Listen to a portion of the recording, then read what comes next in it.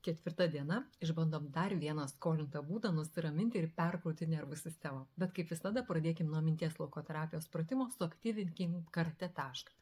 Taip mes užsitikrinam, kad išeinam iš reverso ir bloko būsenos ir suteikiam didesnę tikimybę suveikti toliau sekančiam pratimui.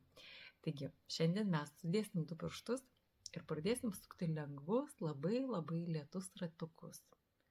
Suk lėtai, lengvai, taip, kad pradėtum jausti, kaip kabinasi pirštų rievelės viena už kitos. Lengvi, lėti ratukai. Jauti? Tuk, tuk, tuk, tuk, tuk, tuk.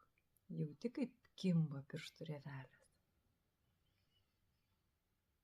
Ir daryk taip tol, kol pajusti, kad tavo įkvėpimas pagilėja, kad gali giliau iškvėpti.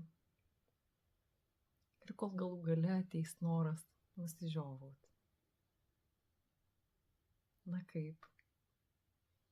Gali daryti šitą pratimą bet kur. Ar stovi eilėje, ar sėdi susirinkime, ar su kažkuo kalbėsi, ar sėdi kamštyje. Man tai kaip mažutė meditacija. Čia mano vienas iš mėgiamiausių skolintų pratimų. Tai va, parašyk, kaip tau sekėsi. O jeigu nepasisekė, nieko tokio, ir to išbandysim kitą pratimą.